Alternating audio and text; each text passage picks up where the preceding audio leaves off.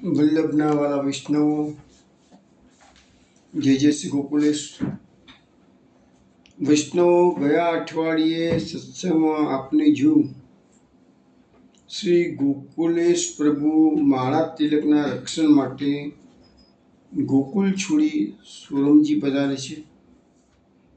તે પછી બાદશાહનું હૃદય પરિવર્તન થયું, તેથી પાછા સોરમજીથી ગોકુલ પધારે છે.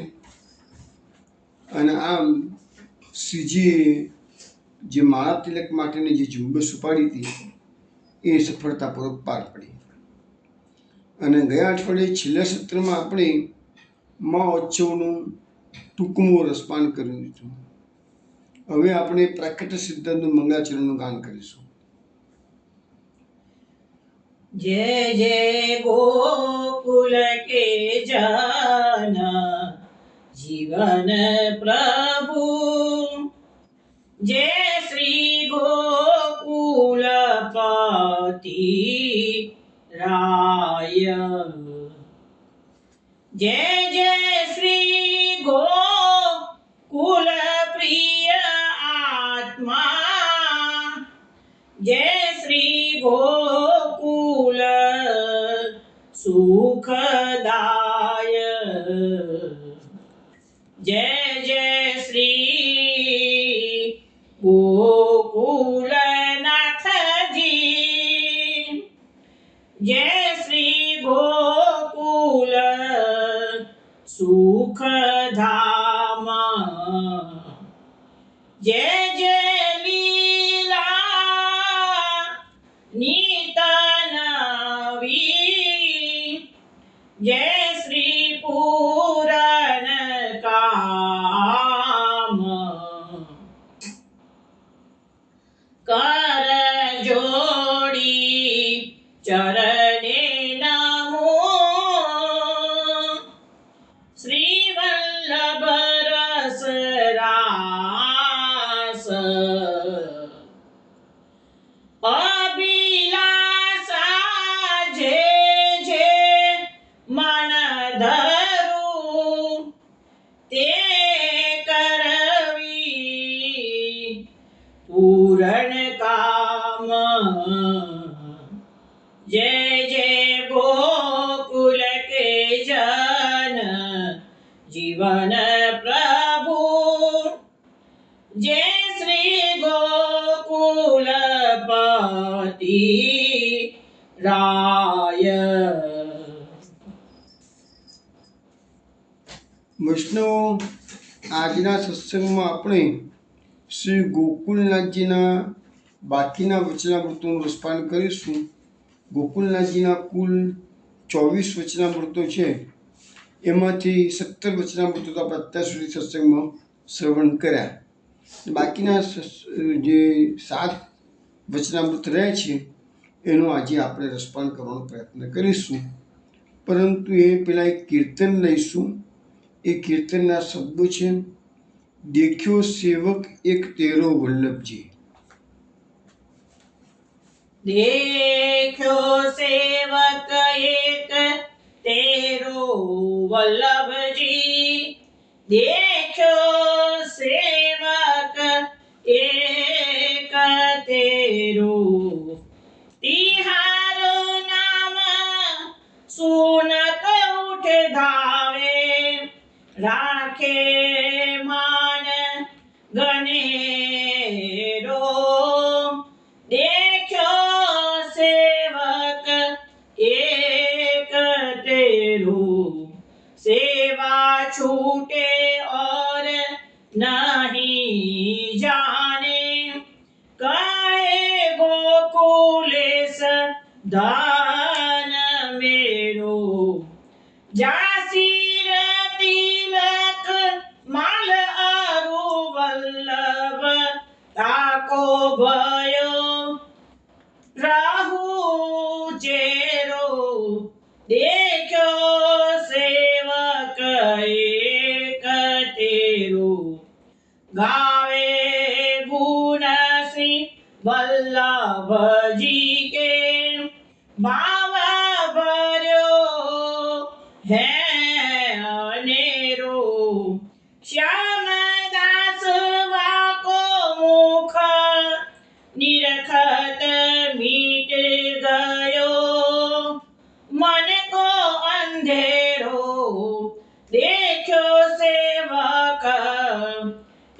तेरू देखो सेवक एक तेरो वल्लभ जी देखो सेवक एक तेरू વૈષ્ણવ, આ સારંગ રાગમાં આપણે કીર્તન શ્રવણ કર્યું છે. આ કીર્તન બનાવનાર શ્યામદાસ 78 ભગવદીયમાં થઈ ગયા. આ કીર્તનમાં સેવકના લક્ષણો દર્શાવવામાં આવ્યા છે. આ શ્યામદાસ આપણે શરૂઆતમાં બધી વાત કરેલી છે કે કાયસ્થ જ્ઞાતિના ભટનાગર હતા અને જમનાદાસ જાનીના પણ આપણે થોડાક પદ લીધેલા છે પહેલાં. એ જમનાદાસ જાનીના આ સંગી હતા અને બંને સાથે રહી શ્રી ગોકુલનાથજીની સેવા કરતા હતા. અને આ બંને જમનાદાસ જાની અને શ્યામદાસ એ બંને જેના ઠાકોરજીના સમયમાં ગોકુલનાથજીના સમયમાં જે કંઈ બન્યું હોય એની રોજ પોતાના ઘરે આવીને લેતા હતા, રાખતા હતા. અને એમાંથી જ્યાં 84 વૈષ્ણવ 252 ભગવદીઓની વાર્તાઓ આપણને જે આજે મળે છે એનું મુખ્ય કારણ કે નિજ મંડળીમાં ગોકુલનાથજી આ બધું પ્રકટ કર્યું વાર્તા સાહિત્ય. અને આ બધા વૈષ્ણવો પર્ટિક્યુલરલી જમનાદાસ જાની અને શ્યામદાસ લખી રાખતા હતા. હવે અહીંયા આપણને આ જે સેવકના લક્ષણો બતાવ્યા છે આ કીર્તનમાં, એમાં નામ નથી આપ્યું પણ એવું અનુમાન છે કે આ સેવક એટલે કે મોહનભાઈજી. મોહનભાઈજીની વાત અત્યાર સુધી આપણે આવી નહીં, પણ ગયા સત્રમાં આપણે જે મહોત્સવનું વર્ણન કર્યું તે વખતે કોઈ લાગ લગાટ 6 વર્ષ સુધી મોહનભાઈજીએ ગોકુળ મહોત્સવની ઉજવણી કરીને એની પરંપરા આજે પણ ચાલે છે. તો કહે છે કે દેખ્યો સેવક એક તેરો વલ્લભજી, દેખ્યો સેવક એક તેરો, તિયારો નામ સુનત ઉઠ ધાવે, રાખે માન ગનેરું. એટલે અહીંયા મેં કહું કે સેવકનું નામ આપ્યું નથી પણ માની લઈએ છીએ કે મોહનભાઈજી જ શકે છે. તો સેવકના નામમાં સેવકના લક્ષણો પહેલાં પેલું કીધું કે ભાઈ ઠાકોરજીનું નામ સાંભળે, ગોકુલનાથજીનું નામ સાંભળે અને દોડતો આવે છે અને રાખે માન ગણેલું, ઠાકોરજીનું માન પૂરેપૂરું જળવાય એવી રીતે સેવા કરે છે કે છે. પછી કહે છે કે સેવા છૂટે ઓર નહીં જાણે, કહે ગોકુલેશ ધન મેરું, જા શિર તિલક માલ અરુ વલ્લભ, તાકો ભયો રહું ચેરો. એટલે કે છે કે આવા જે સેવકો છે એ સેવા છોડીને ગમે ત્યાં દોડતા નથી. એટલે એમના માટે તો ગોકુલનાથજી સર્વસ્વ છે. એટલે ગોકુલનાથજીની સેવા એ જ એમનું સર્વ કંઈ કહેવાય. એટલે એને પછી એ સિવાય બીજે કંઈ જતા નથી કે છે. પછી એવા સેવકો પાછા કેવા હોય છે તો લૌકિક ધનને ગૌણ કરે. કારણ કે આજે ગોકુલમાં રહે, ગોકુલનાથજીની સેવા કરે, ચરણારવિંદની સેવા કરે, એટલે પોતાના વતનમાં તો જતા ના હોય, તો વતનમાં જે આર્થિક પ્રવૃત્તિ કરતા હોય ના હોય, એટલે લૌકિક ધનને એમને ગૌણ ગણ્યું છે માટે ગોકુળમાં રહી શકે છે. અને સેવારૂપી શ્રી ગોકુલેશજીનું જે ધન છે એ જ મુખ્ય છે. એમને જે સેવારૂપી ધન છે એમના માટે મુખ્ય છે અને લૌકિક ધન છે ગૌણ છે કે છે. હવે અહીંયા આપણને સમજાવવામાં આવ્યું છે કે આ ધન માટે આખી દુનિયા તલપાપડ રહે છે કે છે. અને આ ધન તો શું છે, સમયે સ્થળે બદલાય. કારણ કે ભારતમાં ધન એટલે રૂપિયો અને અમેરિકામાં ડોલર. તો એ ધન છે અહીંયા ભારતના રૂપિયાને અમેરિકામાં જાઓ તો કશી વેલ્યુ નથી. તો તમે ગમે ત્યાં શોપિંગમાં જાઓ તો ભારતના રૂપિયા નીકળો તો કશું તમે કોઈ ના આપે કશું, ત્યાંના ડોલર જોઈએ. તો એ સમય અને સ્થળે ધન બદલાતું રહે છે અને એનાથી તમને બહુ મોટો લૌકિક સુખ પ્રદાન તમે કરી શકો છો, બીજું કશું નહીં. પણ અલૌકિક ધન જે છે ને એ સુખની પ્રાપ્તિ પરલોકમાં, અલૌકિક ધન તમે પ્રાપ્ત કર્યું હશે તો પરલોકમાં તમને સુખી થશે. એટલે એ અલૌકિક ધન કયું છે તો ઠાકોરજીની સેવારૂપી ધન છે. એ શાશ્વત છે, તેમના જન્મ બી કામ લાગે છે, પરલોકમાં પણ કામ લાગે છે. એટલે જે પ્રિય જે ભગવાનને એ ધન પ્રિય છે. એટલે કે અલૌકિક ધન જે છે સેવારૂપી એ ભગવાન એનાથી રીઝી જાય છે કે છે. પછી લખે છે કે જાસી તિલક માલારું વલ્લભ તાકો ભયો રહું ચેરું, એટલે કે ઠાકોરજીના સુહાગરૂપ જે તિલક અને કંઠમાં માળા જે તુલસીની છે શોભે છે કે છે, તો એવા શ્રી વલ્લભના ચેરો એટલે કે સેવક બની જવું. ગાવે ગુણ શ્રી વલ્લભજી કે ભાવ ભર્યો હે અનેરો, શ્યામદાસ વાંકો મુખ નિરખત મીટ ગયો મન કો અંધેરો કે છે. એટલે કે છે કે મુખથી શ્રી વલ્લભના ભજન ગુણગાન મારે ગાવાના છે કે છે. એ સેવકનો કર્તવ્ય જ આ છે, સેવકને બીજું ગમતું જ નથી કે છે. અને આવા સેવક કેવા છે, ભાવ ભર્યો હોય અનેરો કે છે. અને એમના મનમાં, સેવકના મનમાં ગોકુલનાથજી માટેનો પૂર્ણ ભાવ, પૂર્ણ પ્રેમ છે કે છે. અને આવા સેવકના જો આપણને દર્શન મળી જાય, આવા સેવકના ભક્તોના, આવા સેવકોના દર્શન કરવાથી મીટ ગયો મનકો અંધેરો, એટલે મનનો અંધકાર મેલ, મનનો અંધકાર એટલે કહો તો આપણા મનમાં જે જન્મો જન્મની વાસના જે ભરાયેલી છે એ વાસનાનો નાશ થાય. પાપો, ટૂંકમાં સાદી ભાષામાં કહીએ તો આપણા મનમાં, અંતકરણમાં જે પાપો સંગ્રહાયેલા છે એ તે ભગવદીના દર્શન દુર્લભ ભાગ્ય હોય તેને ભેટે. આપણે વાત કરી હતી ને ગયા અઠવાડિયે દયારામનું પદ છે, તો ભગવદીના દર્શન માત્રથી જ મનનો બધો જે મેલ છે એ નીકળી જાય કે છે. તો આવું એક સુંદર પદ આપણે શ્યામદાસે બનાવ્યું છે, આપણે શ્રવણ કર્યું. હવે વિષ્ણુ થોડી વાર પહેલાં કવિ એ પ્રકારે ગોકુલનાથજીના 24 વચનામૃત આજે આપણે લેવાના છે, મોટાભાગના આજે લઈશું. 18મું ગયા સત્ર સુધી કુલ 17 વચનામૃત થયા છે. આજે 18મું વચનામૃત તમને શ્રવણ કરાવું છું. 18મા વચનામૃતમાં બહિર્મુખ અને નિંદકનું સ્વરૂપ સમજાવવામાં આવ્યું છે.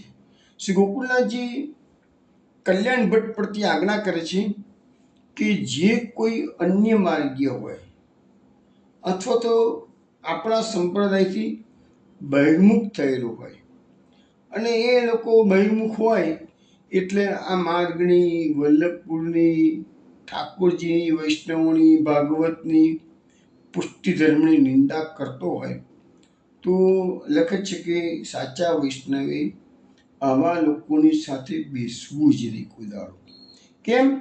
કારણ કે જે નિંદક છે, જે બહિર્મુખ થયેલો છે, એ નિંદા કર્યા વગર રહી શકવાનો જ નથી. એનું કામ જ એ છે કે બીજાઓની નિંદા કરવી. અને એ આપણા શાસ્ત્રો આપણને એવું સમજાવે છે કે કોઈની પણ જો તમે આવી રીતે ધર્મની નિંદા થતી સાંભળો તો 2 ઓપ્શન છે તમારી પાસે. કો તો તમે એ સભામાંથી ઉઠીને, એ જગ્યાથી ઉઠીને જતા રહો, અથવા તો તમે ત્યાં રહ્યા હોય તો પ્રતિકાર કરો. પણ ત્યાં રહીને જો તમે મૌન ધારણ તમે કરો તો તમને પણ દોષના ભાગીદાર, કે શ્રવણ માત્રથી દોષ તમારામાં દાખલ થઈ જાય છે. એટલે એવા નિંદકનો પ્રતિકાર તો કરવો જ પડે તમારે કે ભાઈ નહીં, તું ખોટી વાત કરે છે. અમારા મહાપ્રભુજી જગતગુરુ છે, અમારા મહાપ્રભુજી આ માર્ગનું સ્થાપન કરેલું છે, એમની તોલે કોઈ ના આવે. બીજી વસ્તુ કે જેવી રીતે આપણે આપણા સંપ્રદાયની કોઈ નિંદા કરે ને આપણને ન ગમે તો આપણે એનો પ્રતિકાર કરવો જોઈએ, એવી રીતે આપણે પણ બીજા સંપ્રદાયોની ટીકા આપણે પણ નહીં કરવાની. એવું નથી માનવાનું કે આપણે બધાથી ઊંચા છીએ, પેલા બધા નીચા છે. ના, દુનિયામાં ક્યારેય કોઈને નીચા માનવાની આ બહુ જ મોટો દોષ છે. તો અહીંયા સમજાવવામાં આવેલું છે કે અહીંયા તો શાસ્ત્રમાં એટલે શું લખ્યું છે કે પ્રભુની નિંદા કરે એની જીભ કાપી નાખવી. આપણને મહાભારતનો પ્રસંગ બધાને ખબર છે કે શિશુપાલે ભગવાનને ભરી સભામાં ગાળો દીધી છે. તો તમે જુઓ, એ સિરિયલમાં પણ આવ્યું હતું કે ભીષ્મ પિતામહ છે, અર્જુનજી છે, બધા એનો વિરોધ કરવા તૈયાર થયા, પણ ભગવાને બધાને ઈશારો કરીને અટકાવી દીધા કે ના, કારણ કે એનો ભગવાનને તો ખબર હતી જ કે એનો સમય થઈ ગયો છે કે છે, આજે એનો શિરચ્છેદ કરવાનો જ મારે કે છે. હવે એ જો અટકી જાય, કારણ કે એની ફઈને પ્રોમિસ કરેલું ભગવાને કે 90 ગાળો હું સહન કરીશ અને 100 ગુના પછી આવશે તો સહન નહીં થાય કે છે. તો હવે ભગવાન તો ગણતરી કરતા હતા કેટલી ગાળો લે છે, એટલે એને અટકાવતા હતા અર્જુનને, ભીષ્મ પિતામહને, બીજા બધા પાંડવોને, બધા સભાજનોને. તો અહીંયા લખે છે કે પ્રભુ નિંદા કરે તો એની જીભ કાપી નાખ્યું છે. આપણું એવું તો સામર્થ્ય છે નહીં અને આપણે એવી હિંમત કરાય પણ નહીં કોઈની. પણ બેસ્ટ રસ્તો એક જ છે કે એવી જગ્યાએથી ઉઠીને જતા રહેવાનું. લખ્યું છે કે કાન બંધ કરે. હવે કાન બંધ કરવાના પણ થોડું અઘરા છે, પણ પ્રભુની નિંદા ક્યારેય સાંભળવી નહીં કે છે. પછી લખે છે કે બહિર્મુખનો ભણતરથી સંગત નીકળે. એવા લોકોની જોડે જવું છે. તમને ખ્યાલ આવે કે આ ધર્મનો નિંદક છે અને પુષ્ટિ માર્ગનો વિરોધી છે, તો એવા જોડે એવાનો સંગત નહીં કરવાનો. બે રસ્તો એક જ છે કે છે. પછી બીજી વસ્તુ બતાવે છે, ગમે તેટલો મોટો બ્રાહ્મણ પંડિત હોય, બ્રાહ્મણ બી હોય અને પંડિત હોય, પણ જો એ પુષ્ટિ માર્ગની નિંદા કરનાર હોય તો એને આસુરી જન્મવાનું. કેમ કે આજે આપણે અંજાઈ જઈએ, કોઈની વિદ્વત્તા ઘણી સરસ હોય એટલે આપણે અંજાઈ જઈએ છીએ, બરાબર છે. પણ આપણે ભાગવતમાં બહુ બધું સ્પષ્ટ વ્યાસજી બતાવેલું છે કે વિદ્વત્તા અને ભક્તિ બેને કોઈ લેવા દેવા જ નથી. ભક્તિ એટલે પ્રેમ છે અને વિદ્વત્તા એ બધો બુદ્ધિમત્તાનો ખેલ છે. તો જે બધા બહુ બુદ્ધિશાળી માણસો હોય એનામાં કદાચ ભક્તિ ના પણ હોય. અને ભક્તિ કોનામાં હોય? જેનું હૃદય ઘણું શુદ્ધ હોય અને ભગવાન પ્રત્યેનો પૂર્ણ પ્રેમ હોય તો જ એને ભક્તિ કહેવાય. એટલે ભાગવતમાં એટલે જ કીધું છે, હીન જાતિનો ચંડાળ જાતિનો હોય, પરંતુ એનામાં જો ભક્તિ માર્ગમાં પુષ્ટિ માર્ગની પૂરી શ્રદ્ધા હોય તો તમારે એવાને માન આપવું. પેલા પંડિત બ્રાહ્મણને કે જે માર્ગથી વિરુદ્ધમાં હોય એને માન નહીં આપવાનું કે છે. અને એવો જે હીન જાતિનો હોય, પુષ્ટિ માર્ગમાં શ્રદ્ધા ધરાવતો હોય, એને કશી ખબર બી ના પડતી હોય તો પણ આ જન્મમાં એ કદાચ શરણે ન આવ્યો હોય પણ એની અંદરનું જે બીજ છે એટલે બીજા જન્મમાં પણ એ શરણે આવશે, એવું આપણને ગોકુલનાથજી સમજાવે છે. બીજું, શરણે આવી ઘણી વખત એવા પણ વૈષ્ણવ હોય છે કે પુષ્ટિ માર્ગની દીક્ષાઓ લીધી હોય શરણ માર્ગની, અને પછી પુષ્ટિ માર્ગની વિરુદ્ધમાં વાતો કરે. કારણ કેમ કે દીક્ષાના નિબંધમાં મા બાપ કે એટલે લઈ લે અને પછી એને પોષણ જે મળવું જોઈએ એ ન મળતું હોય અને બહિર્મુખનો સંગ કરેલો હોય એટલે બહિર્મુખ બીજા લોકો આપણે માર્ગની નિંદા કરતા હોય એના સંગમાં રહેતો હોય એટલે ભલે દીક્ષિત છે તો પણ એને પુષ્ટિ માર્ગની ફળ પ્રાપ્તિ થવાની નથી, કારણ કે માર્ગનો નિંદક છે કે છે. પણ બહુ મોટો એ લખે છે કે શરણ દીક્ષા એક વખત એને લઈ લીધેલી છે એટલે એને બહુ પતન નથી થતું, પણ એ મુક્તિ પર્યંત જઈ શકે છે કે છે. પણ નિંદા કરે ને તો પાછું પતનની શક્યતા બીજી વધી જાય છે. નિંદા ન કરતો હોય તો જે મુક્તિ પણ પામે છે. પછી લખે છે કે જે સાધારણ સંસારમાં તો તમે લોકોને આપણે બધા રહેતા હોય, અનેક લોકોને આપણને મળવાનું થાય, તો લખ્યું છે કે જે લૌકિક વૈદિક કાર્ય આપણા હોય એના પ્રત્યે સ્વાદ સાધારણ જીવોને મળવું પડે તો મળવાનું બી ખરું કે છે. નહીં મળવાનું એવું નથી કહે, પરંતુ એટલા કાર્ય પૂરતું જ સમાજના કાર્યો કરતા હોઈએ, આપણે આપણા ઘરબારના કામ કરતા હોય તો મળવાનું થતું તો મળવાનું કે છે. પણ પુષ્ટિ માર્ગનો જે દ્વેષી છે બને તો એનો તો પૂરેપૂરો ત્યાગ જ કરી લો કે છે. પુષ્ટિ માર્ગમાં જેનો અનન્ય ભાવ છે એવાનો જ રાત દિવસ તમારે સંગ કરવો. અને વૈષ્ણવે તો વિચાર વિવેકપૂર્વક જ આ હવાનો સંગ કરશે તો જ એનો ભગવત ધર્મનું ઉત્તરોત્તર વૃદ્ધિ થશે. હવે પછીનું 19મું વચનામૃતમાં સત્સંગનું મહત્વ સમજાવવામાં આવે છે. તો શ્રી ગોકુલનાથજી કલ્યાણ વ્રત પ્રત્યે આજ્ઞા કરે છે કે પુષ્ટિ માર્ગીય વૈષ્ણવે પોતાની પાસે આવનાર જે કોઈ વ્યક્તિ હોય તેના સંશય દૂર કરી એને પુષ્ટિ ભક્તિ વધે તેવો સુગમ ઉપાય બતાવો. હવે પુષ્ટિ ભક્તિ વધે એના માટે ઉત્તમ ઉપાય આપણને મહાપુરુષે ભક્તિ વર્ધી ગ્રંથમાં બતાવવામાં આવેલો છે. આપણે કોઈને બી માર્ગદર્શન આપવાનું હોતું જ નથી ખરેખર તો, પણ છતાંય કોઈકના માર્ગદર્શન માટે કોઈ આવે ને આપવાનું હોય તો આપણા માટે બેસ્ટ રસ્તો 16 ગ્રંથો છે. મહાપ્રભુજીએ પુષ્ટિ માર્ગના બધા સિદ્ધાંતો 16 ગ્રંથોમાં ભરી દીધા છે. અને ગોકુલનાથજી 24 વચનામૃત છે એમાં પણ બધી જ વસ્તુઓ 16 ગ્રંથના આધારે જ સમજાવવામાં આવેલી છે કે છે. અમે કહે છે કે ભાઈ કોઈ નવો વૈષ્ણવ થયો હોય અને આપણે ઘણા વખતથી સેવા કરતા હોય કે આ માર્ગમાં રુચિ ધરાવતા હોઈએ અને આપણને પૂછવા માટે આવે તો લખે છે ગોકુલનાથજી કે એવા નવા નવા વૈષ્ણવને પહેલા દિવસથી કઠિન ઉપાયો નહીં બતાવવાના. દાખલા તરીકે આજે આપણા માર્ગમાં કેવું છે કે ભાઈ કોઈ કે ભાઈ મારે સેવાનો પ્રકાર ચાલુ કરવો છે, મારા ઠાકોરજી પૂછતામાં છે, તો ભાઈ આપણે મુખ્ય સિદ્ધાંત કયો છે કે ભાઈ અસમર્પિતનો ત્યાગ, તે બેઝિક સિદ્ધાંત છે, બરાબર છે. એ તો આપણે સમજાવી દઈએ અને જેના મનમાં ઉતરે તો કદાચ એ ફોલો કરી લે. પછી આપણે કહીએ ના જન્માષ્ટમી પછી તારે પાલના માટે પાલના લઈ આવવાના, બધા હિંડોળા તમારે લઈ આવવાના, પછી તમારે કહે છે કે હવે તે ફૂલ મંડળી ભરવાની છે, આવા સમયના અમુક વસ્ત્રો લઈ આવવાના, આટલા શણગાર લાવવાના. આપણો વિચારો નવો દાખલ થયેલો હોય અને આપણે એને બધું લોબુ લેચક લિસ્ટ આપી દીધું હોય તો અધૂરો થઈ જાય વિચારો.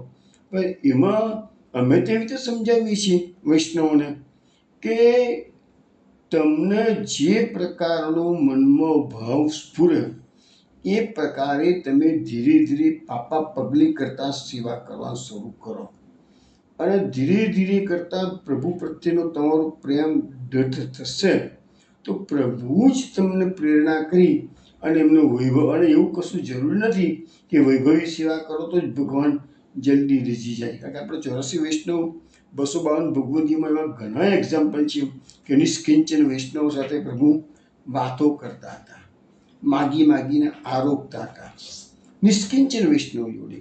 એટલે આ માર્ગમાં પૈસાનું કે વૈભવી સેવાનું મહત્વ નથી. એટલે પહેલા દિવસે કોઈ નવો વૈષ્ણવ આવ્યો હોય તો પહેલા દિવસે એને કંઈ બહુ લોબો લચક લિસ્ટ આપીને એને ગૂંચવી નહીં મારવાનું કે ભાઈ તને યોગ્ય લાગે, પરંતુ સેવા કરવા મુખ્ય શું એક જ છે કે મહાપ્રભુજીના માર્ગમાં છું તો મહાપ્રભુજીની મેળ મર્યાદા સાચવીને સેવા કરવાની. પછી વૈભવ વધારવાની વાત ધીરે ધીરે આવે, પ્રભુ પ્રેરણા કરશે. પછી તાદૃશી જેને સેવા સ્મરણ લીલા ભાવના વગેરે દ્વારા જીવનો ભગવાનનો પ્રેમ આરતી વગેરે ક્રમે વધારવા જોઈએ છે.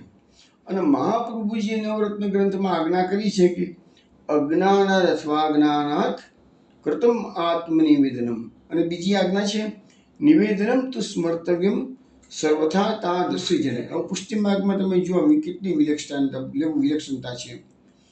અજ્ઞાનથી કે જ્ઞાનથી પણ તમે એક વખત આત્મનિવેદન કર્યું એટલે તમારો ઉદ્ધાર થઈ જશે, એવું મહાપ્રભુજી આપણને સમજાવે છે. અને બીજું શું છે કે તાદૃશી વૈષ્ણવ સાથે બેસી અને જે તમે નિવેદન દીક્ષા લીધેલી છે એનું સ્મર્તવ્યમ એટલે યાદ કરવું જોઈએ.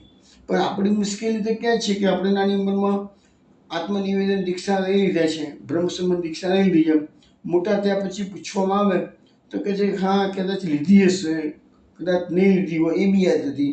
કયા ગુરુદેવ પાસેથી લીધી હતી તો કે કશું યાદ નથી, કે અમે નાના હતા અમારા પપ્પા મમ્મીએ લઈ લીધેલી. એટલે આવું બધું મોટા ભાગના લોકોનું હોય છે કે એમના ગુરુદેવ કોણ છે, કોની પાસેથી બ્રહ્મ સંબંધ દીક્ષા લીધી છે, ક્યારે લીધી છે, બ્રહ્મ સંબંધ દીક્ષાનો શું અર્થ થાય છે, કશી જ ખબર મોટા થયા પછી ખબર હોતી નથી આ બધાને. જે લોકો ઊંડા ઉતરે છે માર્ગમાં એને બધી ખબર પડે છે. પછી લખે છે કે નિવેદનનું સદા સ્મરણ કરવાનું અને એવા ભગવદીયને પોતાના હિતેચ્છુ જાણવા અને પુષ્ટિ માર્ગથી વિપરીત ધર્મ બતાવી એને પોતાના શત્રુ જાણવા. એટલે પુષ્ટિ માર્ગના જે આપણો વિપરીત એટલે શું છે, 16 ગ્રંથથી વિરુદ્ધમાં જાય. પૂરો 16 ગ્રંથ એ આપણી પારાશીસી છે, આપણું બંધારણ છે કે એને ફોલો કરવું જ પડશે. એનાથી બહાર જશો તો તમે વિમુખ થયા છો. પ્રાથમિક દશાવાળા વૈષ્ણવ સત્સંગ હોય, પ્રાથમિક દશામાં હોય કે અંતિમ દશામાં હોય, સત્સંગ તો આપણા માર્ગમાં બહુ જરૂરી છે. કે મહાપ્રભુજીએ પણ આપણને સમજાવ્યું છે કારિકામાં અસત્સંગો ન કર્તવ્યો ભક્તિ માર્ગે સે બાધક. અસત્સંગ એટલે કે દુસંગ તો ક્યારેય પણ કરવો નહીં, એ ભક્તિ માર્ગમાં બાધક છે. હવે તમે બહિર્મુખના સંઘમાં વધારે પડતા રહો એટલે પેલો માણસ ધર્મની નિંદા વારંવાર કર્યા કરે એટલે તમારા મગજને એ બધું હેમરિંગ થાય, અને હેમરિંગ થાય એટલે તમારી જે વિચારધારા છે ને એને એ લોકો તોડી નાખે ધીરે ધીરે કે ના ધર્મ તો આપણે કરીએ છીએ, ખોટો કરીએ છીએ કે આ કેટલો જો નિંદા કરે છે, કેવી નિંદા કરીને સમજાવે છે એટલે સાચો છે કે એટલે સમય જતાં આપણા મનમાં બધા ભૂસો ભરી જાય છે. એટલે એ દુસંગથી ભગવત ધર્મનો નાશ થાય છે અને અનેક પ્રકારના પ્રતિબંધો પછી તમને આવી પડે છે. એટલે સત્સંગની ખૂબ જરૂરી છે અને સત્સંગથી જ ભગવત ધર્મ દૃઢ બને છે. પણ આપણે બધા શું છે, સત્સંગ તો કરીએ, અત્યારે સત્સંગ ચાલે છે, પણ સત્સંગ કોને કહેવાય? સત્સંગનો અર્થ કે સત વત્તા સંગ, એટલે ભગવદીઓનો સંગ કરો એનું નામ સત્સંગ. મહાપ્રભુજી પણ આપણને સમજાવ્યું છે કે સંગમ સર્વાત્મા ત્યાજ્યમ, એવી થિયરી મહાપ્રભુજી આપી છે કે સંગનો એટલે કે દુસંગનો એટલે કે આસક્તિનો સદંતર ત્યાગ કરવો. પરંતુ તમે એકલા રહી શકતા ના હો અને સંઘની જરૂર થતી હોય તો તમારે ભગવદીઓનો સંગ કરવો, પણ દુસંગ તો કદાપી કરવો નહીં કે છે. તો સત્સંગ કોને કહેવાય? ભગવદીઓનો સંગ બી કરો, પણ ભગવદીએ કેવા કોને? આપણે ભગવદીની વ્યાખ્યા જોઈશું જ. પણ ભગવદીએ કેવા કોને કહેવાય? તો જેના સંગમાં તમને ખટકો લાગે, જેના સંગમાં રહી તમે તમારી જાતે તમારા દોષોને ઓળખી શકો, તમારા કારણ તમારી જાતે જ, કોઈ બતાવે નહીં. કોઈ બતાવે તો ખોટું કહેવાય. તમે જાતે જ તમારા દોષોને ઓળખતા શીખો, તમે જાતે જ તમને ચાણક લાગે કે આજ સુધી મેં ભલે આવું જીવન જીવ્યું છું, પણ હવે મારે આ ભગવદીએ કે સાચું કે છે, મારે આ જીવવું છે, એવો ખટકો લાગે તો સત્સંગનું સાચું સ્વરૂપ એને કહેવાય. બાકી એક કાને સાંભળી બીજા કાને સાંભળી કાઢી લીધું અને કે ભાઈ મેં કલાક સાંભળ્યું, હું તો આને સાંભળું છું, પેલાને સાંભળું છું, પેલાને સાંભળું છું, પેલાને સાંભળું છું. અમે લોકો સાંભળતા આવ્યા છીએ બધાની વાતો કે ભાઈ અમને મજા આવી ગઈ, ખરેખર બહુ સરસ સમજાવે છે, પણ સમજાવે છે પણ તમે ઉતાર્યું કેટલું? તો ના યાર, એ યાદ નથી રહેતું કશું. પૂછીએ તો કે હા બહુ સરસ, કલાક સાંભળ્યું, બહુ મજા આવી ગઈ કે છે. યાદ કેટલું રહ્યું? તો કશું નહીં. ઉતાર્યું કેટલું? તો કશું નહીં. બધા હતા એના એ રામ. તો એવા સત્સંગનો કોઈ અર્થ નથી રહેતો. સત્સંગથી તમારામાં સુધારો આવવો જોઈશે, ખટકો લાગવો જોઈશે. હવે ગોકુળનાથજી વિશ્વ વચનામૃતમાં શૃંગારનું સ્વરૂપનું ધ્યાન ધરવાનું કહે છે. એટલે શું કહે છે કે વૈષ્ણવે મન પરોવીને ભગવત સેવા સદા કરી. આપણને કીધું છે ચેતસ્તત પ્રવણમ સેવા અથવા તો માનસી સા પરામત, આ બધી વાતો આપણે જાણીએ છીએ. તો મન એ જ અગત્યની વસ્તુ છે. ચિત્ત રખડતું તમારું હોય, મન રખડતું હોય અને છેલ્લે 4 કલાક સેવા કરો, ભલે સકડિયારો ગાવો, તો ખરેખર એ સેવાને ફલિત થતાં ઘણો સમય લાગશે. પણ જો તમે સહેજવારમાં પણ ઠાકોરજીના પરાયણ જીવન જીવશો અને સેવા ભલે થોડી કરશો પણ ચિત્ત લગાવીને કરશો તો એ ફલિત જલ્દી થઈ જઈ શકે છે. અહીંયા આપણને સમજાવવામાં આવે છે તે રાજભોગ સુધીની તમે સેવાને પહોંચી ગયા હોય, પછી અનુસર થયા હોય, તો પછી તમારે કહે છે કે 2-4 ઘડી બેસી અને મંગળાથી રાજભોગ સુધી જે સેવા કરીએ એનું મનમાં માનસી કરી લેવાની, એવું આપણને સમજાવવામાં આવે છે. અને એ વખતે કોઈ અચાનક વૈષ્ણવ આવી જાય તો પહેલાં એને પ્રસાદ લેવડાવવાનું અને તમારે પછી જ પ્રસાદ લેવાનો. પહેલાં જ એવા વૈષ્ણવો હતા કે રોજનો નિયમ રાખેલો કે ગમે તે એકને પ્રસાદ લઈને પછી જ પ્રસાદ લેવાનો. પણ હવે આ જમાનામાં એવું શક્ય નથી, કારણ કે રોજ વૈષ્ણવ લેવા તમે જાઓ ક્યાં? જો કોઈ નિયમ રાખે એવો તો નિયમનો ભંગ જ કરવાનો હોય. એટલે એ વસ્તુ તમે રોજ અલગ અલગ વૈષ્ણવ કે રોજ એ વૈષ્ણવને લેવા જશો ક્યાં? પણ પહેલાં એવું બધું બનતું હતું, એટલે એ શક્ય અત્યારે નથી કે છે. પછી ઉત્થાપનથી શયન સુધીની સેવાને પહોંચવાનું અને ઠાકોરજીને શયન કરાવી લીધા પછી પાછા ફેરતી ઉત્થાપનથી શયન સુધીની જે સેવા કરી હોય એને માનસી રીતે મનમાં રતન કરવું, એટલે માનસી સેવા કરી લેવાની કહે. એટલે જેથી પોતાનું મન સંસારમાં લૌકિકમાં રખડતું થાય નહીં. મેઇન વસ્તુ શું છે કે આપણું મન જે છે ને એને રખડતું નહીં રાખવાનું. હવે આ સત્સંગનો બીજી જરૂર એ પણ છે. સત્સંગની કેમ જરૂર છે? તો આજે માનો કે સત્સંગ તમે કલાક સાંભળો છો, તો કલાક સાંભળ્યા પછી તમે જે વસ્તુ સાંભળી છે એનું રટન કર્યા કરો કે ભાઈ આ વસ્તુ આટલી સમજાવવામાં આવેલી છે. તો મન તમારું નવરું પડશે ને તો દુનિયામાં દોડી જશે, પણ મનને નવરું પડવા ના દો. માનો કે સત્સંગ પૂરો થયો, તમે આ વસ્તુનું રટન પણ કર્યું કે યાદ બી કરી દીધું, તો બાકીના સમયમાં શું કરું? બાકીના સમયમાં ભાગવતનું વાંચન કરો, ભગવદીઓના ચરિત્રો વાંચો. હું તો એક વસ્તુ કહું કે ભગવદીઓના ચરિત્રો આધુનિક ભગવદીઓ હોય કે પ્રાચીન ભગવદીઓ હોય, ભગવદીઓના ચરિત્રોમાંથી આપણને ઘણી પ્રેરણા મળે છે. કેમ? દરેકે દરેક ભગવદીઓના તબક્કા જે ભક્તિ માર્ગના છે એ અલગ અલગ તબક્કામાંથી એ લોકો પસાર થયા છે. પ્રભુની પ્રાપ્તિના માર્ગો અલગ અલગ છે. પણ શરૂઆત કરો છો ભગવાન નામથી, ભગવત સેવાથી, પરંતુ કોઈની ગાડી સસરાટ નીકળે છે, કોઈની ગાડી ખોટકાઈ જાય છે, ભગવાન કસોટીઓ કરતા હોય છે, જાત જાતનું આ માર્ગમાં બધા વિઘ્નો પણ આવતા હોય છે.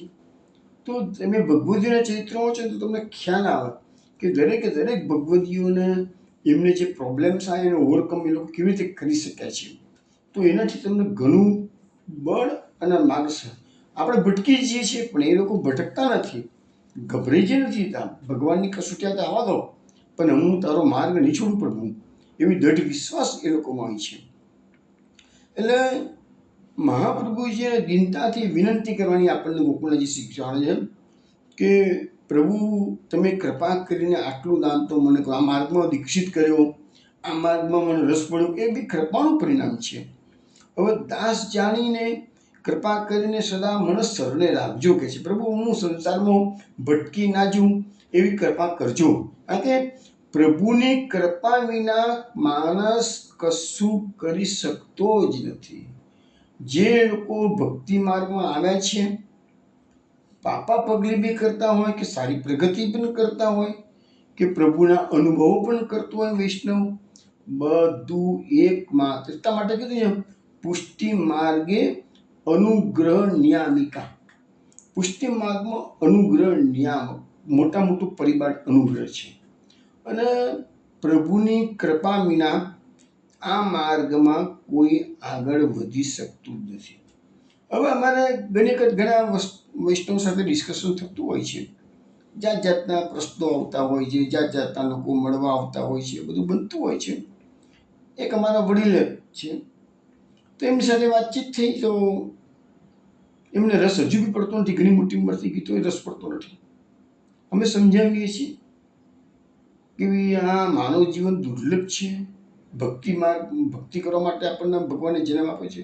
તો એ કહી દે સ્ટ્રેટ કે તારા જેવી કૃપા અમારા પર ભગવાનની નથી કે છે. હવે આવું સ્ટ્રેટ કહી દે છે. એટલે મારે વડીલને કેવું પડે ભાઈ કે કૃપા નથી એમ કંઈ તમે છટકી ના જાઓ. કૃપા નથી એનું કોઈ દુઃખ કર્યું છે કે પ્રભુ બીજા બધા પર તું કૃપા કરો છો ને એ લોકો ભક્તિ માર્ગમાં તારું સેવાનું સ્મરણ કરી શકે છે, અમે કશું કરી શકતા નથી, તો પ્રભુ અમારા પર કૃપા કર. તો એવી કોઈ દિવસ વિનંતી કરી છે? તમે દુઃખ વ્યક્ત કર્યું છે પ્રભુની જોડે? તો આ વસ્તુ છે. દુઃખ સ્ટ્રેટ કહી દઈએ કે ના અમારા પર કૃપા નથી, એ એકલી હોય એવું એક્સક્યુઝ નથી. તમારે એનું દુઃખ વ્યક્ત કરવું પડે તો પ્રભુને કૃપા કરવાનું મન થાય.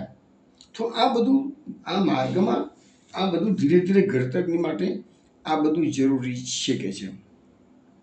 પછી આપણી જે જન્મની અવિદ્યા છે ને એના કારણે ભગવત સ્વરૂપમાં આપણું મન લાગતું નથી કે છે. પણ ધીરે ધીરે જેમ જેમ તમે ભક્તિ કરતા જશો એમ એમ બધા પાપો બળતા જશે તો પછી સ્વરૂપમાં મન લાગી શકે છે. હવે ભગવાનના અલૌકિક શૃંગારમાં મન પરોવાય તો કાર્ય સિદ્ધ થાય છે કે છે. એટલે કલ્યાણ ભટ્ટે વિનંતી કરી કે મારા શૃંગારનું વર્ણન કૃપા કરીને અમને શ્રવણ કરાવો. તો ગોકુળના જે શૃંગારનું વર્ણન કરતા આજ્ઞા કરી કે પ્રથમ શ્રી ઠાકોરજીના ચરણારવિંદ હૃદયમાં ધરવાના, જે પરમ સુકોમળ છે. ઠાકોરજીના ચરણ ચિહ્નોમાં 16 ચિહ્નો છે. વામચરણ પુષ્ટિ અને દક્ષિણ ચરણ જે છે એટલે જમણું ચરણ છે એ મર્યાદા ભક્તિ છે કે છે. ચરણારવિંદના 10 નખ ચંદ્રોની કાંતિ ચંદ્રની માફક તાપનું હરણ કરનારી છે.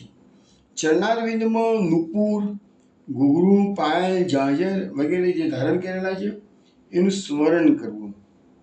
કદલિસ્તંભ જંગા, કેસરીવત કચ્છી પ્રદેશ, તેના પર કિંકિની, પીતાંબર, ધોતી, સૂતન, કાચની, પરદણી, પિછોરા વગેરે નાભી પ્રદેશ પર ત્રિવળી, વિશાળ હૃદય પ્રવેશ, તેના પર પદક, વૈજયંતી, મોતીમાળા, પુષ્પમાળા, કુંજામાળા, કંઠસરી, બંને શિરસમાં બાજુબંધ, મોટી જડાઉ ફાંદના, શ્યામવલય, પહોંચી, કંકન, શ્રી અષ્ટમાં વેણુજી, ચીબુક ઉપર હીરાભૂષણ, મુખારવિંદ પર હાસ્ય, દંત પંક્તિમાં વીજળી જેવી લાવણ્ય, નાસિકામાં વેસર મોટી, બંને આરક નેત્રો, નેત્રોમાં લાવણ્ય કટાક્ષ, 5 પ્રકારની ચિતવણી, કામ ધનુષ્વત બંને ભ્રુકુટી, સુંદર ભાલ પર કેસર, કેસરનું કસ્તુરી તિલક, ભ્રો પર બસી બિંદુકા, બંને કર્ણોમાં મકરાકૃત કુંડલ, શ્રી મસ્તક પર મુકટ, પાગ, ટીપારો, શહેરો,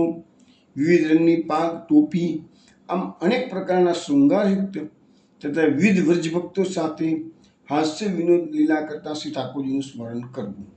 હવે આ સ્વરૂપા શક્તિ જે આવી રીતે ચિંતન નહીં કરશો ને એના સ્વરૂપ એના શૃંગારનું, તો સ્વરૂપા શક્તિથી તમારા મનમાં એનું સ્વરૂપા શક્તિ દૈત થશે તમારી. હવે આપણે શ્રીમદ ભાગવતમાં સત્સંગ દરમિયાન ઠાકોરજીના વિવિધ સ્વરૂપોનું વર્ણન આવે છે અને મેં તમને દરેક વખત કહ્યું છે કે પ્રભુના અલગ અલગ દાખલા તરીકે એક્ઝામ્પલ આપીને તમને સમજાવું તો યુગલ ગીતમાં ઠાકોરજી જ છે, છતાંય 12 જોડકામાં 12 પ્રકારના સ્વરૂપનું વર્ણન આવે છે. ઠાકોરજી જ છે પણ અલગ અલગ ગોપીઓનું વર્ણન અલગ અલગ કરે છે. એવી રીતે રંગમંચમાં ઠાકોરજી દાખલ કંસના રંગ અખાડામાં દાખલ થાય છે ત્યારે 10 પ્રકારના પ્રજાજનોને 10 પ્રકારનો અનુભવ થાય છે. ઠાકોરજીને જ છે. તો આ સ્વરૂપનું વર્ણન છે. ભગવાનના તો શૃંગાર બધા અલગ અલગ પ્રકારના શૃંગાર આવતા હોય છે. તો એ શૃંગારનું પણ આપણે મનમાં ચિંતન કરવું જોઈએ. સ્વરૂપનું સ્વરૂપ સૌંદર્ય જે છે તેનું અલગ અલગ વર્ણન કરી અને જે સમયે તમને જે સ્વરૂપ સુંદર લખાતું હોય મનમાં વસી જાય એનું વારંવાર ચિંતન કરવું જોઈએ. પછી આપણા સંપ્રદાયની અંદર બીજી વસ્તુ શું છે કે વિવિધ પ્રકારની ઉત્સવની ભાવના છે. તો એ પ્રકારનું આપણું સેવા પ્રકાર બધો મહાપ્રભુજી આપણને સેટ કરીને આપેલું છે કે છે, ગુસાઈજી સેટ કરીને આપેલું છે કે છે. અને આપણા જે સ્વરૂપની ભાવના કરીએ એટલે ક્ષણવાર પણ મન બીજે જાય નહીં. લીલા ભાવના સિદ્ધ એના એ પ્રકારની લીલા ભાવના આપણે સિદ્ધ કરવાની કે છે. પછી મન લૌકિકમાંથી નિવૃત્ત થઈને અલૌકિકમાં પરોવાય માટે આ પ્રભુ પોતાનું સૌંદર્ય જે છે ભગવાનનું જે એટલા માટે જ છે કે તમે એમાં આસક્ત થાઓ, લૌકિક સૌંદર્યમાં આસક્ત થાવ નહીં કે છે. પછી તમારે પ્રભુના દર્શન કરતાં કે સ્વરૂપના દર્શન કરતાં રોમાંચ થઈ આવે, પુલકિત બની રુદન કરો, અશ્રુપાત થાય ને એવી દશા એ પ્રેમની દશા આપણા માટે ઈચ્છનીય છે કે છે. આ પ્રકારે 20મું વચનામૃત પૂર્ણ થયું. 21મું વચનામૃતમાં દીનતાનો ભાવ સમજાવવામાં આવ્યો છે. શ્રી ગોકુલનાથજી કલ્યાણ ભટ્ટ પ્રત્યે આજ્ઞા કરે છે કે સંયોગાવસ્થામાં સેવા કરવી અને વિપ્રયોગાવસ્થામાં વિરહ કરી ભગવત ગુણગાન કરવા. એટલે સેવા અને સત્સંગ એટલે સેવા અને ગુણગાન એ જ આપણા પુષ્ટિ માર્ગનું સર્વોપરી તત્વ છે કે છે. તો અને દીનતા રાખવાની કીધી છે કે દીનતા જો અભિમાન તો ભક્તિ માર્ગમાં બાધક છે. અભિમાન જે કર્યું એને ગમે તેટલો મોટો સેવાનો વૈભવી સેવાનો પ્રકાર કરતા હો અને અભિમાન આવી ગયું કે હું જો કેટલી સરસ સેવા કરું છું, હું 8 કલાક સેવા કરું છું, હું આખો દિવસ સેવા કરું છું. અમે તેવા વૈષ્ણવને બોલતા સાંભળે છે જે લોકો સખડીના આરોગ આવે એ તો કંઈ સેવા કહેવાતી હશે કે અમે સેવા કરી છે એમ, એટલે અમે સખડી આરોગ આવી એટલે અમે સેવા કરતા. આ અભિમાનની તો બીજું શું છે. અને પુષ્ટિ માર્ગમાં દીનતા માટે તો મહાપ્રભુજી આપણને સમજાવીએ છીએ કે ભક્તોની દીનતા એકમાત્ર એવું સાધન છે કે જે ભગવાનને પ્રસન્ન કરી શકે છે. ભક્તનામ દૈન્યમ એકમ એવમ હરિતોષનમ સાધનમ. આપણે રાસપંચાયતી ટૂંક સમયમાં આવે છે તો રાસપંચાયતીની એક કારિકા, એ વખત આ બધી કારિકાઓ લઈશું આપણે, પણ આ મહાપ્રભુજીની કારિકા છે કે નહીં સાધન સંપત્તિ હરિતુશ્રી પરિચિતમ ભક્તનામ દૈન્યમ એકમ એવમ હરિતોષનમ સાધનમ. ભક્તોની દીનતાથી જ પ્રભુ પસંદ થાય છે. બાકી તમે ગમે તેટલો વૈભવી સેવાનો પ્રકાર કરતા હોય, રોજ 56 ભોગ ઠાકોરજીને આવતા હોય, તો પણ પદ્મનાભદાસના છોલામાં ભગવાનને જે આનંદ આવ્યો હતો એ ગિરધરજીના 56 ભોગમાં પણ આનંદ આવ્યો નથી. એટલે એવું ન માનશો તમે આખો દાડો સેવા કરો છો એ તો બહુ સારી વસ્તુ છે, પણ જો અભિમાન કરીને સેવા કરતા હો તો એના કરતાં તો દીનતાપૂર્વક ઓછું કરતો હોય એ વધારે સારું કહેવાય. દીનતા પરમ ફલરૂપ છે. અને એ વસ્તુ એ બી છે કે દીનતા મનુષ્યમાં ક્યારે આવે છે ભક્તમાં? એ બી ભગવાનની કૃપાથી જ આવે છે. દીનતાથી જ હરિ પ્રસન્ન થાય છે. ગુસાઈજીએ એવું કીધું છે કે ચિત્તેન દુષ્ટો વચસાપી દુષ્ટ કાયેન દુષ્ટ ક્રિયાપી દુષ્ટ જ્ઞાનેન દુષ્ટો ભજનેન દુષ્ટો અપરાધ કતિધા વિચાર્ય. ગુસાઈજી કે છે હે પ્રભુ, ચિત્ત, વચન, કાયા, ક્રિયા, જ્ઞાન તેમજ ભજનથી દુષ્ટ છું. હે કૃપાનાથ, મારો અપરાધ વિચારો. પોતાના સ્વરૂપનો વારંવાર વિચાર કરવો કે હું કોણ માત્ર. આ જીવનું સામર્થ્ય શું છે? કંઈ નથી. આ જે દેહ આપણને ભગવાને આપેલો છે, જેના પર આપણે કદાચ સ્વરૂપવાનું હોય તો આપણને બહુ ગર્વ થતો હોય, પણ આ દેહ તો નરકથી ભરેલો છે. હાડ, માંસ, ચામડું, રુધિર આ બધું કવર થઈ ગયેલું છે ને બહાર, એટલે આપણને અંદરની ગંદકીની ખબર નથી. આ 9 દ્વારોની નગરી છે અને દરેકે દરેક દ્વારમાંથી કચરો સતત નીકળતો રહે છે. પસીનો નીકળે છે, ગંધ મારે છે, પેશાબ, મળ બધું ગંદી દૂષિત પદાર્થો છે. તો આપણું શરીર એનો ભંડાર છે, બહાર આવતું નથી. બહાર આવે ત્યારે જ આપણને એ ગંધ દેખાય છે, અંદર નથી દેખાતી. આજે કોઈ શરીર પર એક કાપો પડી જાય, ચીરો પડી જાય અને લોહીને પૂરું બહાર નીકળે, તરત આપણને વાસ આવવાનું શરૂ થઈ જાય છે. તો એવા શરીર, જે શરીરમાં આટલી બધી ગંધ ભરેલી છે, એના પર આપણે ગર્વ કરતા હોઈએ છીએ. હું કેટલો દેખાવડો છું, હું સુંદર છું કે. તો એ બધું દેખાવનું કે. અને 5 વર્ષની ઉંમરમાં જે શરીર હતું એ 50 વર્ષમાં નથી, 50 વર્ષમાં જે શરીર હતું એ 80 વર્ષમાં નથી રહેવાનું. અને કારણ કે સ્પષ્ટ ખ્યાલ આવે છે, 5 વર્ષ, 50 વર્ષ, 80 વર્ષના શરીરમાં ફોટા, એક જ વ્યક્તિના ફોટા તમે જુઓ, આસમાન જમીનનો ફરક પડી જાય છે. અને કોઈ કંટ્રોલ કરી શકતું જ નથી. એનું સરસ સમયનું કામ કરતું જ હોય છે. તો પછી અભિમાન શેનું? તો પછી આ શરીર પર તમારો અભિમાન હોય, બહુ દુઃખ દેખાવડાવો તો શા માટે? જેની બહુ બુદ્ધિમત્તા છે એને અભિમાન હોય કે હું વિદ્વાન છું, તો અભિમાન શા માટે કે છે? કે ભગવાન તમારી વિદ્વતાથી રાજી થતા નથી કે છે. તો લખ્યું છે કે પ્રભુ ગુસાઈજી મહારાજ આપણને સમજાવે છે કે સંસારમાં અનેક જન્મોથી હું સુખ દુઃખ ભોગવતો આવ્યો છું. પ્રભુ તો દોષોની ખાન છું. મારા કર્તવ્યો સામે પ્રભુ તમે જોશો ને તો નરકમાં પણ મને તમે સ્થાન નહીં આપો કે છે. એટલે આવી અધમ વૃત્તિ પ્રકારના જીવો હોય છે. પણ આપણે પ્રભુની પાસે જઈએ ને તો આપણે એમ કહેવાય, પ્રભુ તો નીચમાં નીચ ને દુષ્ટમાં દુષ્ટ જીવ છું. અને મહાપુરુષે પણ કીધું એમ, જીવો સ્વભાવતઃ દુષ્ટા. આ જીવ સ્વભાવથી દુષ્ટ છે કે છે. પણ છતાંય પ્રભુની ભક્તિ કરશો તો એ દુષ્ટ જે આપણામાં દોષો છે એ બધા ભગવાનની કૃપાથી નીકળી જશે કે છે. ભક્ત કે છે ભગવાનને પુષ્ટિ માર્ગમાં શરણે આવવાની પણ પ્રભુ મારી કોઈ યોગ્યતા નથી કે છે, પણ શ્રી મહાપ્રભુજીની પરમ કૃપા થઈ ગઈ છે તો મને આ શરણ દીક્ષા આ માર્ગમાં મળી શકે છે. અને મને પુષ્ટિ પુરુષોત્તમનો બ્રહ્મ સંબંધ મહાપ્રભુજીની કૃપાથી થયો છે કે છે. કોટાન કોટી યુગોથી સંસારમાં ભમતો હું મહા દુઃખી થઈ ગયો. અને આપણે અનેક જન્મોમાં કીડા મંકોડા, પશુ પક્ષી, કેટલા જન્મો આપણા થઈ ગયા છે. ભટકતા આ કૃપા થઈ ગઈ છે તો મનુષ્ય જન્મ મળ્યો છે. મનુષ્ય જન્મમાં પણ પાછી જો એ જ ભોગ વૃત્તિ કરીએ, એ જ ભટકવાની વૃત્તિ કરતા હોય, આજે આના ઘેર જવા ગયા, આજે એ ગયા ને એ ફરવા ગયા ને તે ગયા, એ બધી વૃત્તિ જો આપણે લઈને બેસી જઈશું તો અમારું જીવન આપણું સાર્થક થશે નહીં. પાછા મર્યા પછી ફેરથી પસ્તાવાનું. બધાની આ પોઝિશન છે. મૃત્યુ વખતે સત્ય સમજાય છે, પારાવાર પસ્તાવો થાય છે. ભાગવતમાં લખેલું છે કે ગર્ભાવસ્થામાં જીવને 100 જન્મ યાદ આવે છે. એ વખતે પ્રભુને કરગરે છે, પ્રભુ આ નરકમાંથી બહાર કાઢ, હવે હું પ્રભુ તને નહીં ભૂલું, હું તારી ભક્તિ કરીશ. પણ જેવો ગર્ભમાંથી જીવાત્મા બહાર આવે છે અને થોડી વારમાં બધું ભૂલી જાય છે. પાછું તું કોણ ને તું કોણ ચાલુ છે સંત. પાછું એમને એમ આખું જિંદગી પૂરી થઈ જાય છે. પાછો નવો જન્મ લેવાનો વારો ફરીથી ગર્ભાશયમાં જાય, પાછા 100 જન્મ યાદ આવે છે.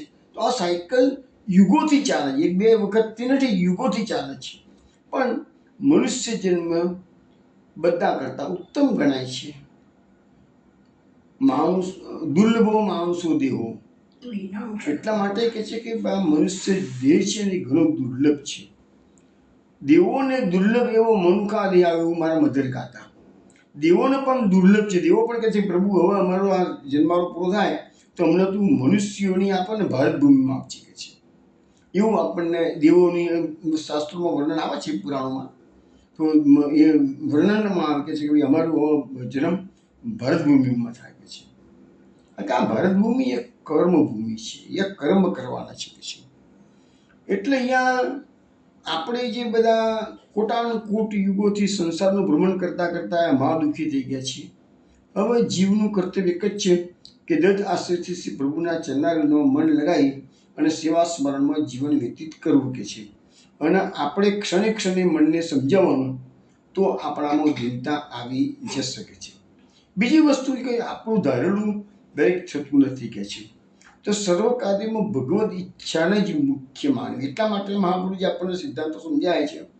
નિજે ઈચ્છાત કરી શકે. પછી ષડવિધા શરણાગતિમાં પણ પાછું કીધું છે કરી સતી ઇતિ વિશ્વાસો.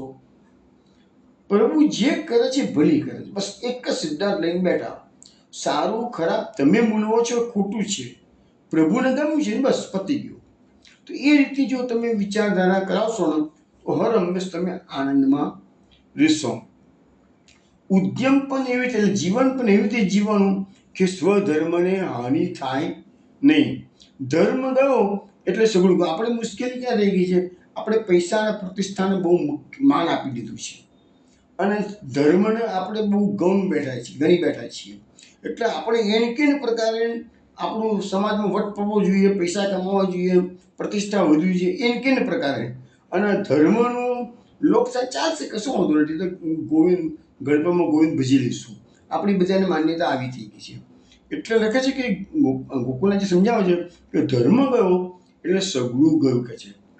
સાચા પરિશ્રમથી તમે જે પ્રાપ્ત કરો છો એ જ પ્રભુ તમારી સેવામાં અંગીકાર કરે છે. પણ જે લોકો કાળા ધોળા કરીને ગમે તેમ કરીને પૈસા પેદા કરતા હોય અને પછી ભગવાનને રીઝવવા માટે સારામાં સારી વૈભવી સેવા કરતા હોય તો પ્રભુ કંઈ પસંદ થતા નથી. પછી મહાપુરુષજીનો સિદ્ધાંત જે ગોકુલજી સમજાવે છે કે અસમર્પિત વસ્તુના ખાનપાનથી પાતકી થવાય છે. જે આજે એ દૂષણ તો તમને હું સાચું કહું ને તો બધે જ ફેલાઈ ગયું છે. આજે લોકો હોટલનું ખાવામાં પોતાની જાતને ગૌરવ માને છે. બી અમે પાર્ટી આપી હોટલમાં, બર્થડે પાર્ટી હોટલમાં કરી કે છે. પણ ગીતાનો અભ્યાસ કરો તો ગીતામાં સ્પષ્ટ લખેલું છે કે જે પોતાના માટે રાંધે છે એ પાપ ખાય છે. યજ્ઞનો અવશિષ્ટ પ્રસાદ જે ખાય છે એ પુણ્યશાળી બને છે. યજ્ઞ એટલે આપણો સેવાનો પ્રકાર જે આપણા ત્યાં છે એ યજ્ઞ જ છે, સેવા યજ્ઞ કહેવાય ને. તો સેવા કરીને કે યજ્ઞ કરીને એ જે આહુતિ આપણે ભગવાનના મુખારવિંદમાં પધરાવીએ છીએ, એટલે કે ભગવાનને ભોગ લગાવીએ છીએ અને એ ઉચ્ચિષ્ટ ભગવાનની પ્રસાદી આપણને મળે છે. તો એ યજ્ઞની પ્રસાદી જે ગીતામાં વર્ણન કર્યું છે એ જ વસ્તુ એ છે. અને એનાથી તમને પાપ લાગતું નથી, બલકે અંતઃકરણ શુદ્ધ થાય છે. અને હોટલનું, કેટરિંગનું એ બધું ખાનપાન કરવાથી અલ્ટિમેટલી એ બનાવનારના દોષો તમારામાં આવે છે. આપણે દોષોથી જરાય ગભરાતા નથી. આવા કશો વાંધો નથી કે છે.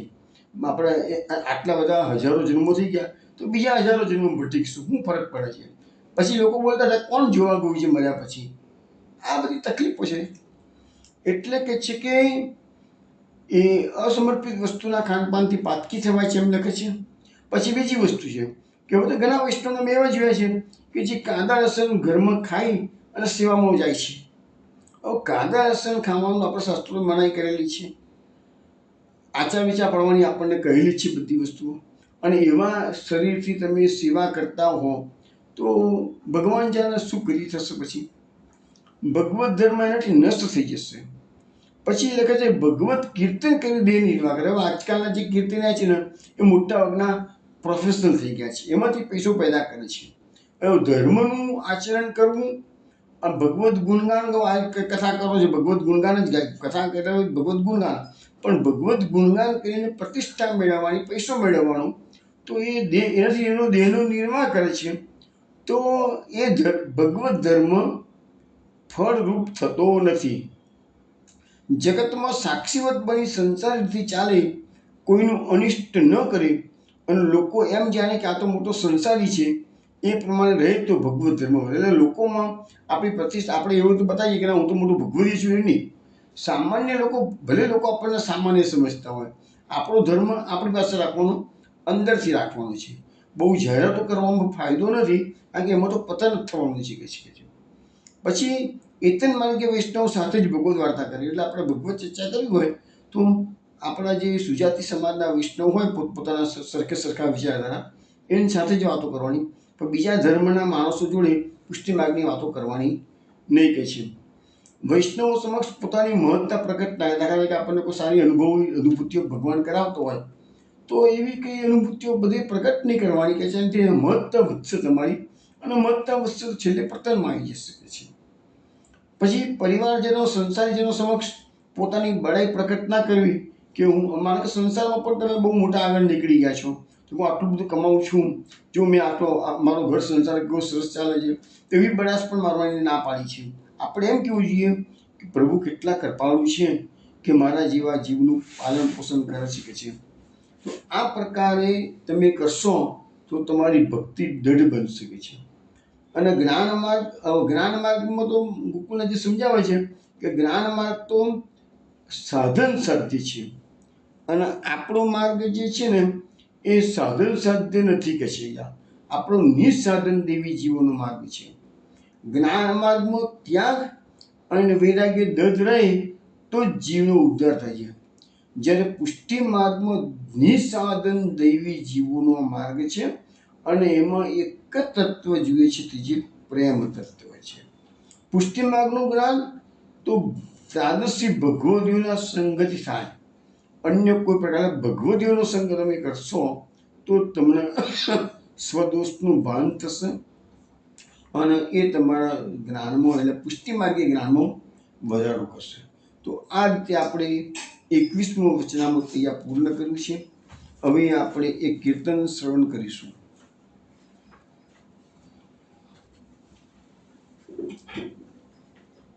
यह मार्ग सर्वोपर श्री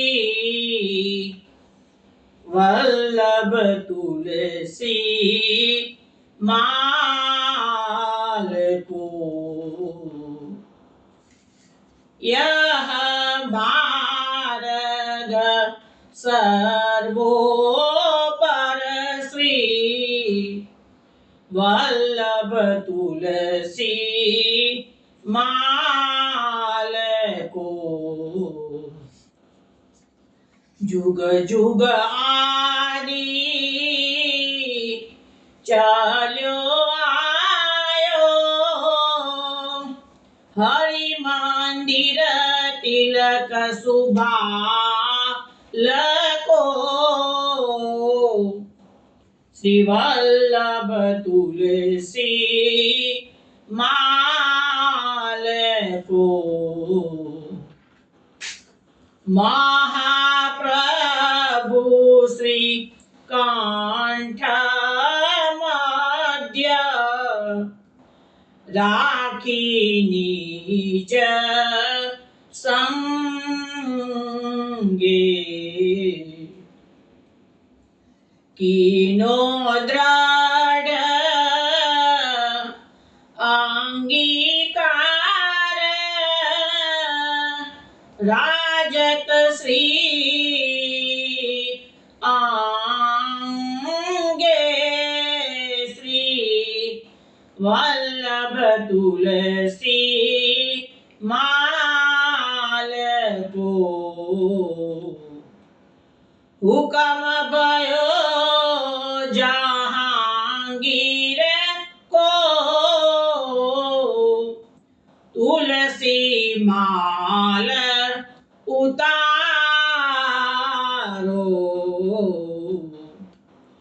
बहुमौलिक कंठहार मुक्तम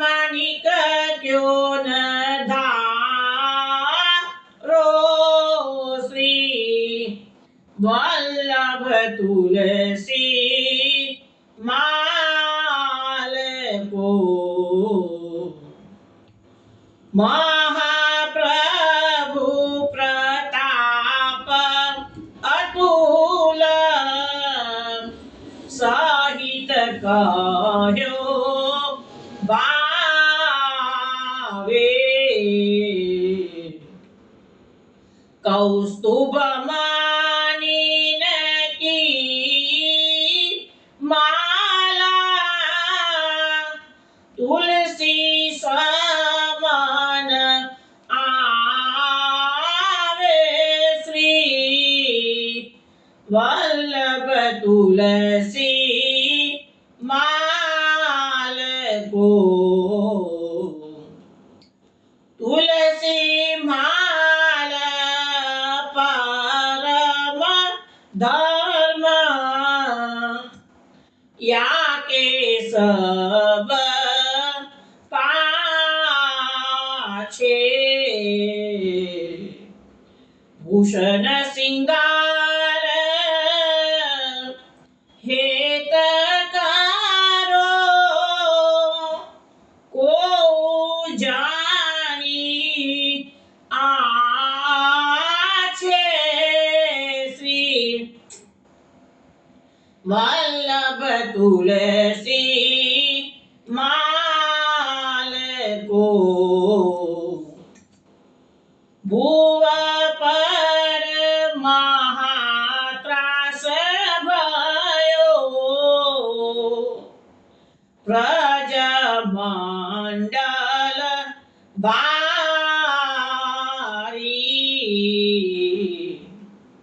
મહત બડે બડે સ્વામીન મિલી સબન માલ ઉતારી શ્રી વલ્લભ તુલસી માલ કો શ્રી વિઠ્ઠલ ધર્મ પૂત પ્રગટ ભયો શ્રી ગોકુલનાથ માલ તિલક ધર્મ જાત રાખ્યો અપને હાથ શ્રી વલ્લભ તુલસી માલ કો સન્મુખ વે કિયો સહાય સબકો ત્રાસ નિવાર્યો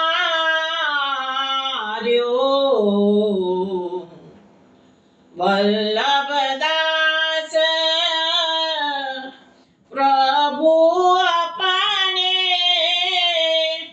બલતે ધર્મ ઉદ્ધાર્યો શ્રી વલ્લભ તુલસી માલ કો यह मार्ग सर्वो पर श्री वल्लभ तुलसी माल को श्री वल्लभ तुलसी माल को શ્રી ગોકુલનાથ કી જય. વૈષ્ણવ આ કીર્તન કાણરૂ રાગમાં સેવન થયું છે. હવે એમાં શું છે કે આપણે જે તુલસી માળાનો વિજય મહાપૂજ્ય ગોકુળનાથજી કર્યો છે ને એનું જ વર્ણન આમાં છે કે આમાં કહે છે કે આ માર્ગ બધા કરતાં સર્વોપરી માર્ગ છે. આ કયો માર્ગ છે? શ્રી વલ્લભનું તુલસી માળાનો માર્ગ છે. આ કે છે જુગ જુગ આવી ચાલો આપણે 500 વર્ષથી 500 વર્ષ નહીં કહે છે, અનેક યુગોથી આ માર્ગ ચાલુ શકે છે, આ નવો નથી. ખાલી મહાપ્રભુજીને વ્યવસ્થિત બંધારણ કર્યું 500 વર્ષથી. હરિ મંદિર તિલક સુભાળકો, કપાળમાં જે તિલક લગાવવાનું છે. અને ઘર મંદિર, હરિ મંદિર એટલે ઘરમાં મંદિરની જે સેવા છે એ પ્રકારની વાત છે. મહાપ્રભુ શ્રી કંઠ મધ્ય રાખી નિજ સંગે કિનો અંતિકાર રાજત શ્રી અંગે. આ કંઠમાં આપણે બાંધી જે કંઠી કહેવાય, તો પોતાના સંગમાં મહાપ્રભુ એટલે કે ગોકુલનાથજીએ પોતાના કંઠમાં કંઠી રાખી છે. અને જ્યારે જ્યારે વિરોધીઓ આવ્યા છે તેમને કંઠી બહાર કાઢીને બતાવે છે મેં કંઠી રાખી ધારણ કરી શકે છે. દઢ અંગીકાર કર્યો છે રાજશ્રી અંગે, અંગ પર એમને ધારણ કરેલી છે. હુકમ ભયો જહાંગીર કો તુલસી માલ ઉતારો.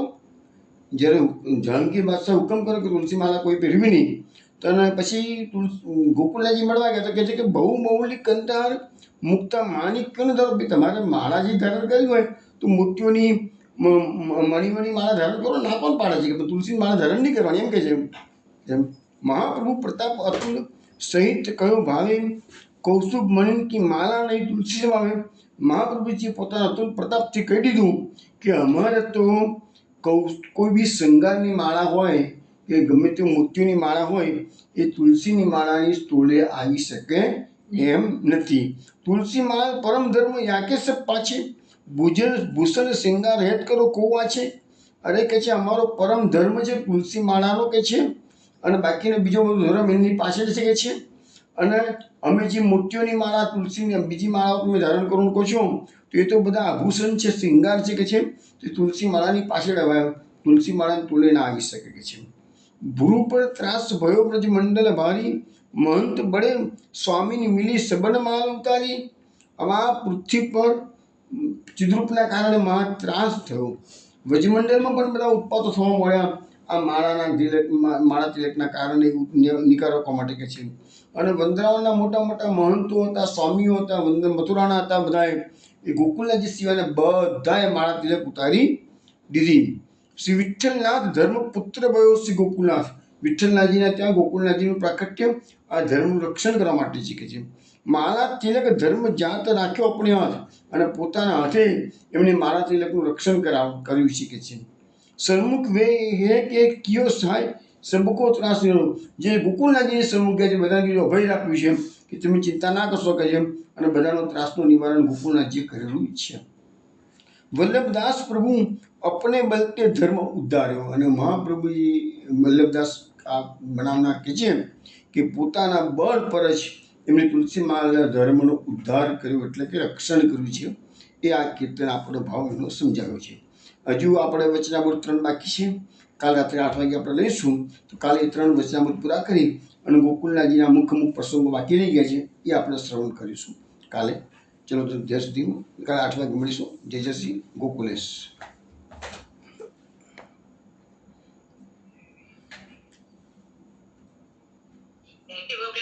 જય જય શ્રી ગોકુલેશ.